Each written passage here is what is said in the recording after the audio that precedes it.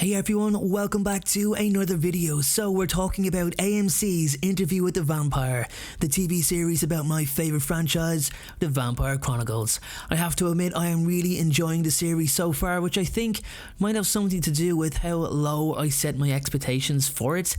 That's down to the many changes that was announced before the show premiered. Anyway, something that stands out for me, and for all the right reasons, is the character of Lestat, portrayed excellently by Sam Reid. It's obviously quite different to Stuart Townsend's portrayal of him in Queen of the Damned, which was more of a calm, nothing excites me, I'm not bothered, laid back kind of persona. And then before that, Tom Cruise's witty yet monstrous approach to the Brat Prince, which holds the crown as my favourite ever on-screen portrayal. Then we have Sam Reid, who I think absolutely nails this part. His cheeky yet arrogant swagger about him that's associated with the Lestat from the later books, which I believe is how Anne Rice requested Reid to play the part before she died earlier this year. May her soul rest in peace. Thank you for everything, Anne. So yeah, Sam Reid, I'm impressed. Anyone who takes this role is literally required by almost every Vampire Chronicles fan to do it justice. Lestat in the TV series arrives in New Orleans with no interest in seeking a new companion. He's been on his own for some time but becomes intrigued by Louis after his confrontation with his brother Paul. It's not certain, but it appears as if Lestat has read Louis's mind to discover that his favourite worker girl is Lily and acquires her services for the evening, leaving with her just as Louis arrives at their table, which of course infuriates the latter, and Lestat, being Lestat, ends up making a bad impression with Louis, which seems to be his intention all along. This Lestat seems to enjoy toying with the emotions of people.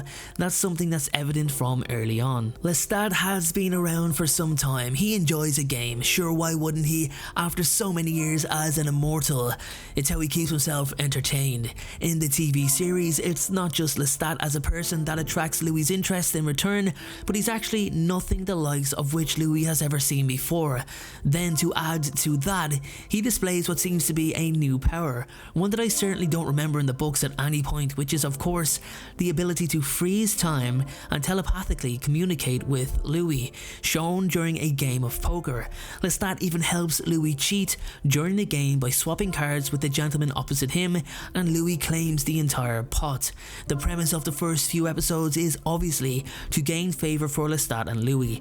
The creators obviously want you to like both characters, and just when you start to think Lestat is really cool, we see his other side. We see what happens when he is denied or avoided. After the two share a night of passion with Lily, Louis vows to distance himself from Lestat as he genuinely believes that it was a sin to lay with another man. Lestat is furious at this behaviour and he kills Lily as a punishment. He also angers Louis when he states at the funeral of his brother that Paul longed for death. It was something he craved for a long time. This results in the two having to be separated, with Lestat clearly holding back to avoid suspicion of what would be an alarming display of brute strength should he have actually wished to overpower Louis. I also love how Lestat deems to judge what is deemed as reckless behaviour and what isn't. Before he turns Louis into a vampire, Lestat violently murders two priests, gruesomely driving his fist through one of their skulls before then offering Louis the dark gift. The scene wasn't as dramatic as the '94 movie where Louis goes into a frenzy and Lestat has to force him off his wrist. However, we do get to see Louis' body die as he makes his transition, which is really cool. Lestat just calmly disposes the two priests' bodies, one of them still alive, into a deep crypt. Louis begins to really struggle with taking human life in order to sustain himself, but Lestat is quick to remind the newly transformed vampire that he needs blood to survive and must consume it. He informs his new companion that he does not feel the shame Louis does, as the people he kills deserve to die for their wrongdoings on the world. Lestat is also a massive fan of music in the series. It's his escape and separation from his food, as anyone who was involved in the arts had an immediate exemption from the vampire for their contribution to something so beautiful, be it singing, acting, or the combination of both in the opera. That was of course as long as they performed to the standard Lestat expected. After he brought Louis to see Don Pasquale, Lestat was so upset with the lack of range in the tenor's vocals that he selected him as his next target without hesitation. He lured the man back home, where before killing him, Lestat showed him the flaw in his performance. Louis disapprovingly watched before confronting Lestat, to which he retorted that while Louis did not have to enjoy the kill as he did need to embrace the fact that they were both killers. Lestat then lifted the dying tenor and carried him to the couch, where Louis joined him as the two of them drank from the tenor for hours, keeping him alive for a top-up every so often. As I said at the beginning of this video, I like the attitude that Sam Reid brings out of Lestat. He doesn't take life seriously, tries to find the humour in death, but still, there's no doubt to the view that Lestat is an unforgiving, ruthless killer that will not hesitate to do whatever is necessary in order to achieve his goals, like getting rid of Lily, for example.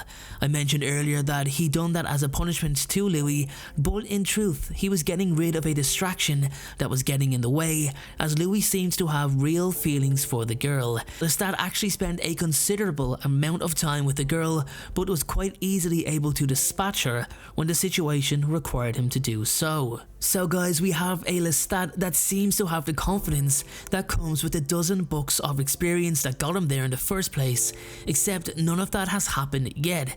I'm looking forward to seeing the continuation of Lestat's development, and who knows, maybe we'll see his rock band at some point in this season or next season. As it's been officially announced, we will have season 2 of the show due to its fantastic reception. It has a current score of 94% on Rotten Tomatoes, so it's going down a treat.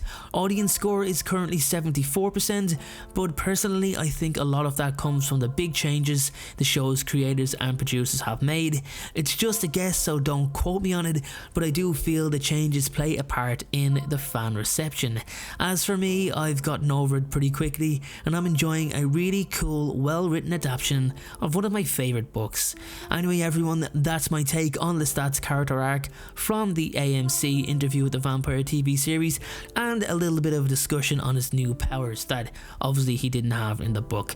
If you want me to continue making more Vampire Chronicles videos, be it from the books or TV show, then please let me know. As you'll notice, I'm covering a couple of vampire franchises in order to boost the variety level that the channel can offer. So tell me your favourite franchise below, tell me what you want to see. Thanks for watching, have a great day, I'll see you all in the next video. Make sure to give this video a like, it lets YouTube know I'm doing a good job, and if you want to join the Vampire Folklore family, click that subscribe button. I'll be seeing you soon.